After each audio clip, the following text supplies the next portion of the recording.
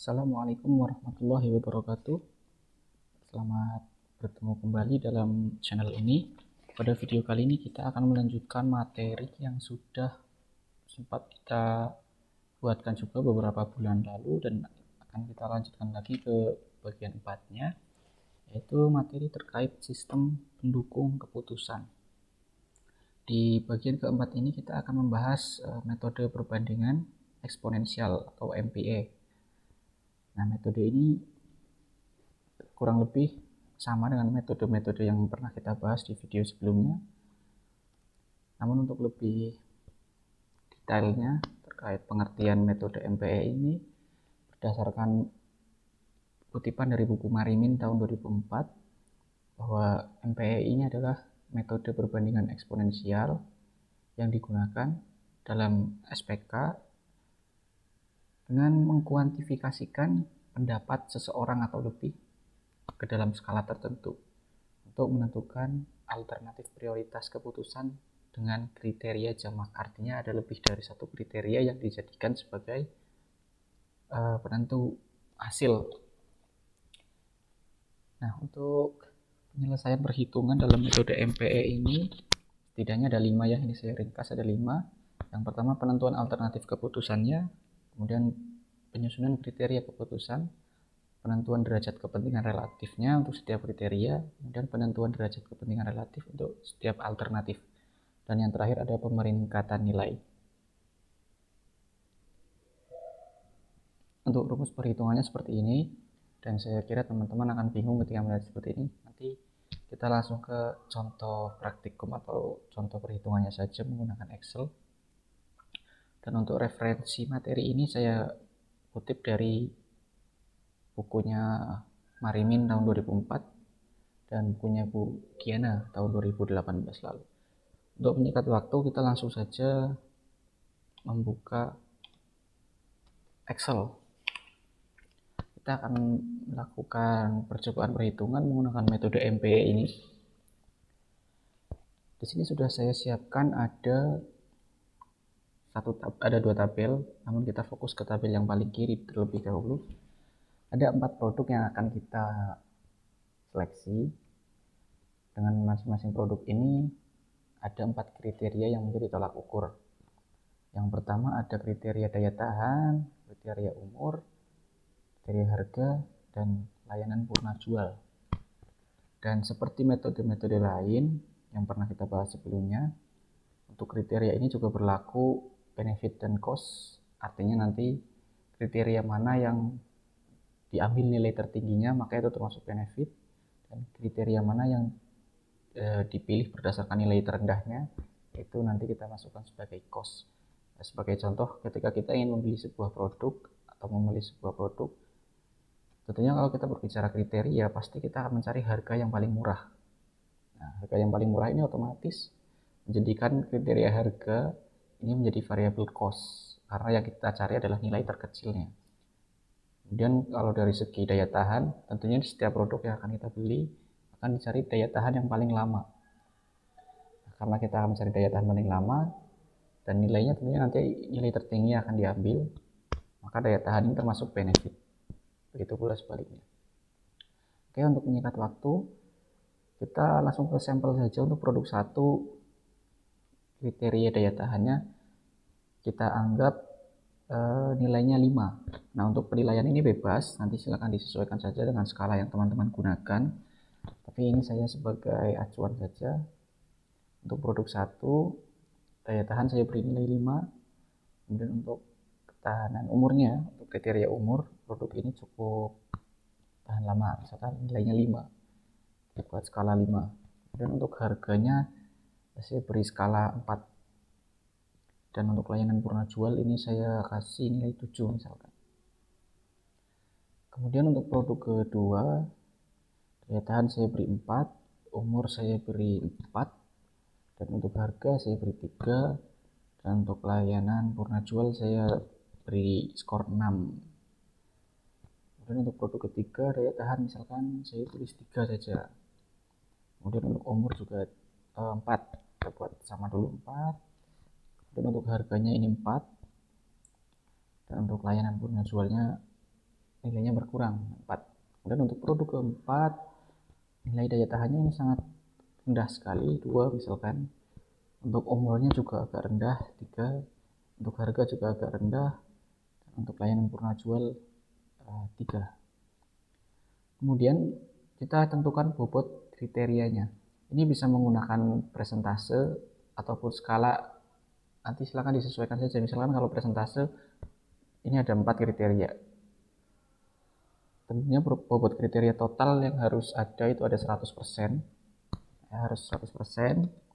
Nanti tinggal disesuaikan saja kebutuhannya, kira-kira kriteria mana yang akan memiliki nilai perhitungan besar, artinya yang akan lebih mempengaruhi. Misalkan ini saya buat daya tahan itu 20%, ya, nilai daya tahan itu saya buat 20%, nanti akan kita ambil 20%-nya. Kemudian untuk nilai umur saya akan mengambil 30%. Untuk harga ini yang akan paling dominan, misalkan harga akan paling menentukan di sini, jadi saya buat 35% misalkan. Dan layanan purna jual pengaruhnya ada 15% saja. Oke. Ini sudah kita tentukan produk serta kriteria dan pembobotan tiap kriterianya. Jadi dari keempat produk ini, dari keempat nilai di produk ini, misalkan daya tahan produk 1 sampai ke produk 4. Nah, ini untuk masing-masing produk nanti di bagian daya tahan kita akan ambil nilai 20%. Berarti nanti 20% dari 5 dan seterusnya. Oke. Itu pula umur, harga, dan layanan purna jual. Oke, kita lanjut ke tabel keduanya. Setelah kita menentukan kriteria di setiap produk dan juga beserta bobot kriterianya, maka kita langsung melakukan proses perhitungan. Cara penghitungnya seperti apa? Berdasarkan rumus yang tadi, ini mungkin kalau dibaca agak bingung. Ini coba saya simpulkan saja. Untuk menghitung MPE ini, caranya adalah kita perhatikan dulu di sini. Daya tahan produk 1. Tadi sudah kita beri nilai. Daya tahan produk 1 nilainya 5. Oke, kita tulis saja seperti ini. Nilai dari daya tahan produk 1 dipangkatkan dengan bobot kriterianya si daya tahan ini. Karena nilai bobot dari daya tahan adalah 20%, maka nilai 5 ini dipangkatkan 20%. Dan yang perlu kita ingat, jika daya tahan ini bernilai benefit, maka nilai bobot kriterianya tetap biarkan menjadi nilai positif.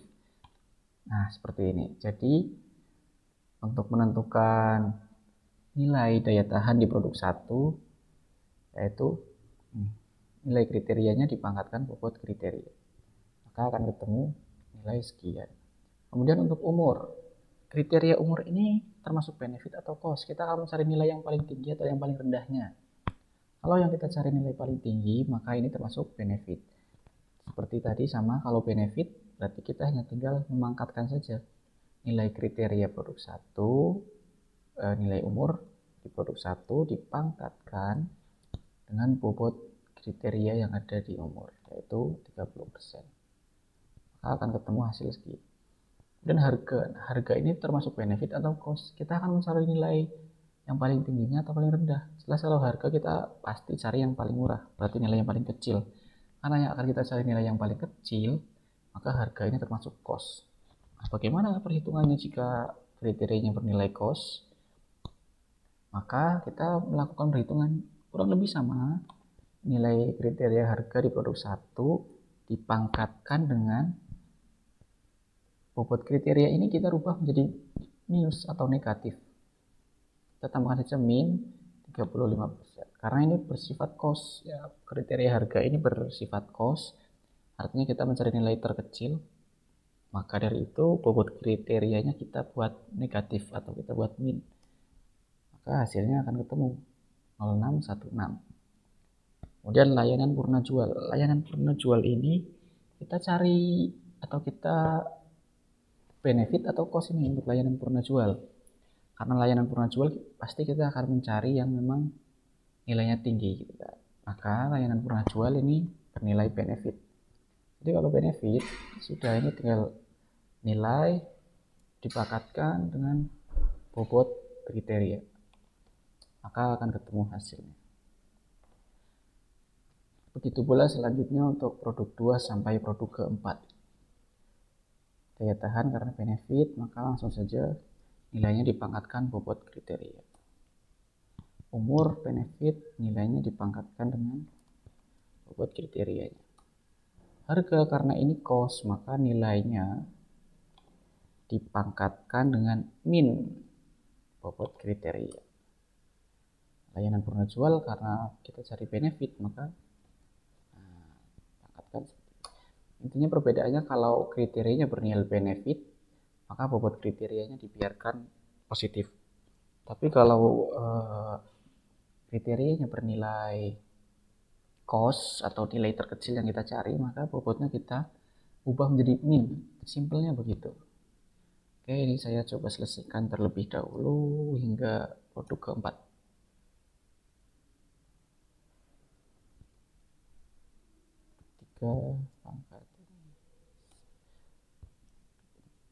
Ke pangkat min 35%. Untuk ini pangkatkan produk keempat 2 dipangkatkan 20%, sama dengan 3 ini dipangkatkan dengan 30% juga. 3 dipangkatkan min ini karena ini dipangkatkan dengan, maka kita langsung saja kalau sudah ketemu nilainya kita jumlah untuk masing-masing nilai di produk ini. Produk 1 nilai daya tahan, dijumlah umur, dijumlah harga, dijumlah layanan purna jual, maka akan ketemu nilai sekian. Kita tarik saja biar cepat. Nah, seperti ini. Oke, jika sudah ketemu, sekarang tugas kita hanya tinggal mencari nilai tertingginya mana dari keempat produk ini. Nilai tertinggi dari keempat produk berdasarkan perhitungan yang telah kita lakukan, nilai produk 1 itu memiliki nilai yang paling rendah. Jadi, untuk produk 1 ini memiliki nilai yang paling tinggi. Jadi, dapat kita simpulkan produk 1 ini menjadi alternatif pilihan utama daripada pilihan produk 2, 3, dan 4. Nah, mungkin untuk pembahasan metode MPE ini sekian sampai di sini, dan apabila ada yang ingin ditanyakan silakan bisa didiskusikan bersama, dan mohon maaf apabila ada kekeliruan dalam penyampaiannya. Terima kasih. Wassalamualaikum warahmatullahi wabarakatuh.